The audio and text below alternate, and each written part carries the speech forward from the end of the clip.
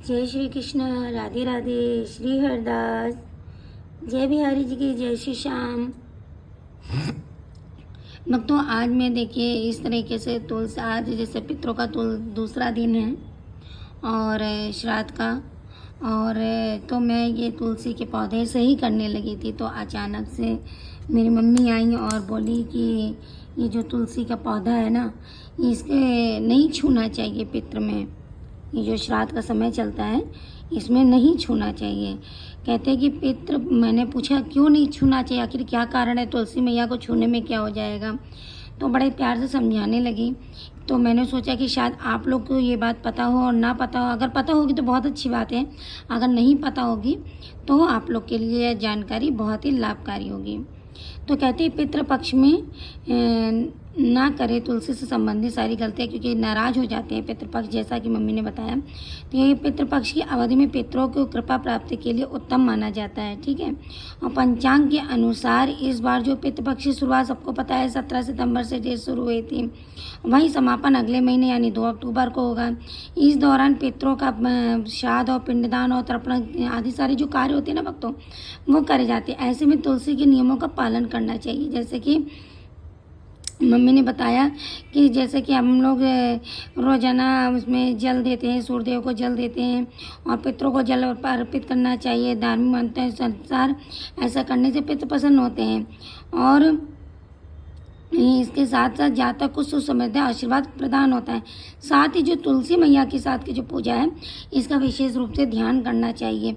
देखिए, मैं तो ये सूखने लगी थी, मैं तुलसी की पौधा, तो तुलसी मैया तो मैं सही करने जा रही थी, तभी रोक लिया इस चीज़ों को करने के लिए कि छूना भी नहीं है। तो मैंने कहा सूख जाएंगी, कह रहे कोई बात नहीं, पर छुओ मत, इससे और भी दोष लगेगा। कैसे कि इसका नियमों का बहुत ज़्यादा पालन करना चाहिए, क्योंकि अगर इन नियमों का पालन नहीं करेंगे तो हमारे जो पितृ है ना भक्तों, वो नाराज हो जाएंगे और जीवन में आर्थिक तंगी का सामना करना पड़ सकता है। तो आइए जानते हैं तुलसी जी के क्या क्या नियम हैं जो हम लोग को फॉलो करने चाहिए। तो सबसे बड़ी बात है, पितृ पक्ष में तुलसी के पौधों को छूने की मनाही है, जैसा मम्मी ने मना कर दिया। पूजा करते समय ध्यान रखें कि हाथ दूर से जोड़ें और तुलसी माता का ध्यान करें, सुख समृद्धि की कामना करें और तुलसी जी को स्पर्श बिल्कुल भी ना करें, क्योंकि हमारी जो तुलसी मैया जी, हमारी लक्ष्मी जी हैं, वो नाराज हो जाती हैं। इसके अलावा तुलसी को भूल कर भी तोड़ना नहीं चाहिए। अब आप सोचोगे जब तो छूना ही नहीं है तो तोड़ना कहाँ से है। और साथ में जैसे गमले में किनारे किनारे ये जो पत्तियाँ गिर जाती हैं तो उसको भी नहीं उठानी है आपको। इसके लिए भक्तों, आपको पहले से ही तुलसी के लेके, जो तुलसी दल लेके आपको पितरों से पहले ही लेके रखना पड़ेगा। इस बात का ध्यान रखिएगा, क्योंकि आर्थिक तंगी का सामना करना पड़ सकता है। सनातन धर्म में तो तुलसी के पौधे विशेष महत्व है। मानता है कि प्रत्येक पक्ष में तुलसी की जो पूजा अर्चना वंदना करता है उसे माता लक्ष्मी की विशेष कृपा प्राप्त होती है, साथ ही साथ धन के योग बनते हैं।